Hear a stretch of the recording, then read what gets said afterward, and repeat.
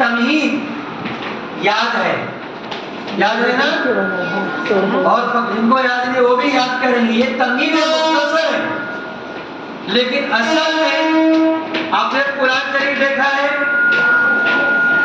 कितने पारे का कुरान शरीफ है? 30 पारों का इतना मोटा कुरान शरीफ है। उन 30 पारों में कितनी सूरतें हैं? 114, फिर उनमें रुकू है ना, बहुत सारे, फिर आयत।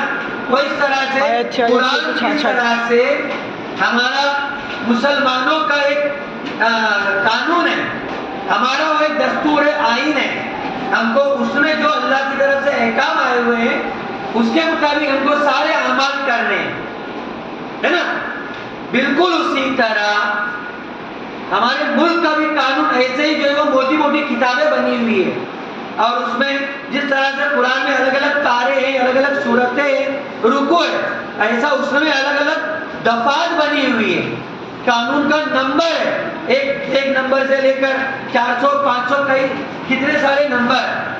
और एक मिसाल मैं आपको दे रहा, अक्सर आप फिल्में भी देखते हैं, सीरियल देखते हैं कि कोई एक इंसान झगड़ा करता है किसी से, और झगड़े में वो सामने वाले का कत्ल कर देता है। पुलिस उसको, कातिल को पकड़ लेती है, उसको अदालत ले जाते हैं, और अदालत में बाद में वो साबित हो जाता है कि इस शख्स ने सामने वाले शख्स का कत्ल किया। अब फैसला होता है, अगर उसने बेवजह कत्ल किया, सामने वाला मर गया, तो पता है कौन सी दफा, वो कौन सी दफा नंबर है जिससे वो जज साहब उसको फैसला देते हैं और आखिर में वो पेन को तोड़ देते है। किसी को याद? देखते हैं आप लोग फिल्मों में, मतलब कौन सी लगती है? अदालत का मंजर होता है, जज बहुत खड़े रह गए, दफा, हाँ उसका नंबर क्या है? दफा 420 नहीं, क्या बताएगा? उसका दफा नंबर है 302। वो जज साहब आखिरी में फैसला देते हैं कि इस शख्स ने बेवजह उसका कत्ल किया, लिहाजा दफा 302 के तहत इस शख्स को फांसी की सजा, मौत की सजा दी जाती है। वो लिख देता है, साइन कर देता है, और फिर उस पेन को हमेशा के लिए तोड़ के फेंक दिया जाता है। तुमने जो बताया, सुना है वो सबने 420 मुहावरा भी बन गया इसका, बहुत 420 ही करता है। तो 420 यानी धोखा देना, सामने वाला जो धोखा देता है उसको कमेटी और उसकी सदारत के बारे में बता दिया गया है। तो जो दो बातें बहुत इंपॉर्टेंट जो अभी वैसा ने बताया, मजलिस सदारत, उधर मजलिस की कमेटी उधर जो बनी थी, मजलिस कमेटी की जो मजलिस, उसकी सदारत, और जो कानून, क्योंकि डॉक्टर बाबा साहब अम्बेडकर बैरिस्टर थे, वकील थे, तो जाहिर सी बात है एक वकील, एक बैरिस्टर एक बहुत अच्छा जो है वो कानून बना सकता है। और ये इतना आसान नहीं था। आज़ादी से पहले आपको पता है अंग्रेजों की हुकूमत थी, 200 साल उन्होंने हुकूमत किया, लिहाजा कानून भी उन्होंने बनाया, और उन्होंने जो कानून बनाया वो ब्रिटिश की तरह बनाया, अपने मुल्क के हिसाब से बनाया। बाद में जब वतन 15 अगस्त 1947 को आजाद हो गया, ब्रिटिश चले गए, अंग्रेज चले गए, तो अब हमारे यहाँ के लीडरों को ऐसा लगा कि अब अपना कानून यहाँ पर होना चाहिए, लिहाजा उन्होंने वो कमेटी बनाई, उसकी सदारत डॉक्टर राजेंद्र प्रसाद को बनाया गया, सदर बनाया गया।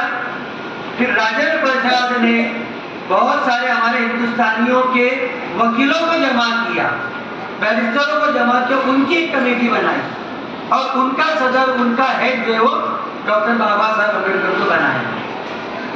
अब ये जो कानून है, आईन है, दस्तूर है, संविधान है, अंग्रेजी में कॉन्स्टिट्यूशन डे, उर्दू में यौम आईन, ये जो हमारा को बनाने के लिए डॉक्टर बाबा साहब अम्बेडकर पूरा हिंदुस्तान घूमे, बड़े गांव, छोटे गांव, देहात, बड़े शहर, हर जगह गए, मुल्क के तमाम हर तरह के मज़ाहिब और जितने तबके थे, छोटे बड़े तबके कास्ट, सब लोगों से मिले, सबकी जरूरियात को देखा कि किसके लिए कैसा कानून होना चाहिए। तारीख में आपने देखा उस बाकायदा तौर पर ये दिन यौम जमहूरिया के तौर पर मनाते। तो ये सारी बातें आप लोग याद रखेंगे। और जो दस्तूर की तमहीद, ये जो अभी बच्चों ने पढ़ा यहाँ पर आकर, और आप लोग जो रोज सुबह पढ़ते हो, ये दस्तूर की तमहीद है, उसको भी आप लोग गौर से पढ़ो और समझो उसमें आपको क्या क्या हक दिया गया है, कौन कौन सी आज़ादी आपको दी गई है। वो आज़ादी आप छीन के, हक जो होता है उसको छीना जाता है।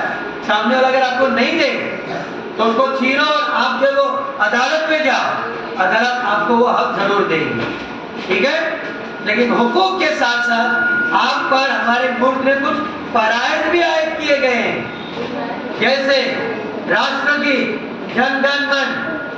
अब जब भी सुनो, कहीं पर भी सुनो, फौरन आपको सावधान की हालत में खड़े रहना है, यहाँ पर फर्ज है, समझे। उसी तरह तिरंगा, जब राष्ट्रगीत होता है, तिरंगा लहराया जाता है ना, तिरंगों को सलामी देना, ये भी जो उसको उसका एहतराम करना, तिरंगे का, उसको नीचे गिरने नहीं देना चाहिए जमीन पर, तो ये भी जो है वो फर्ज है।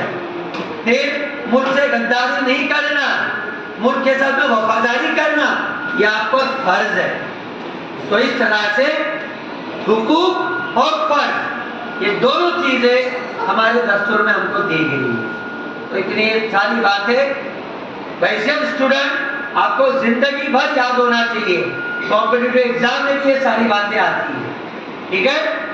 तो इतनी बात कहकर मैं अपनी बात खत्म करता हूँ। अब लागू जो है वो 26 जनवरी 1950, कौन सा दिन मनाते हैं उस दिन हम लोग? अभी आने वाला है 2 महीने बाद, 26 जनवरी यौमे जमहूरिया। क्यों याद नहीं आता आप लोगों को? जब 15 अगस्त 1947 और 26 जनवरी 1950। तो 26 जनवरी को हम लोग बाहर झंडा उधर करते, परचम कुशाई करते, तो ये वही दिन है। उसको यौम जमहूरिया इसलिए कहते हैं कि जो कानून बना, उस कानून के मुताबिक अवाम की हुकूमत, अवाम के लिए हुकूमत और अवाम के जरिए चलाई जाने वाली हुकूमत, ऐसा कानून बनाया गया। कोई बादशाह नहीं यहाँ पर, कोई सदर नहीं, कोई बड़ा नहीं, सब एक जैसे, इसीलिए इसको यौम जमहूरिया कहते हैं। अब इसकी मिसाल, ये जो कानून बना, कोई एक बच्चा यहाँ पर आकर कानून पढ़ो, किसको याद है उसकी तमीज? कानून की तमीज हम भारत के जो पढ़ते हैं यहाँ पर, कितने बच्चों को याद है? जल्दी आओ, आजा। और 2-4 लड़कियां उसके साथ में, आओ जल्दी, जल्दी आओ, एकदम जल्दी आओ।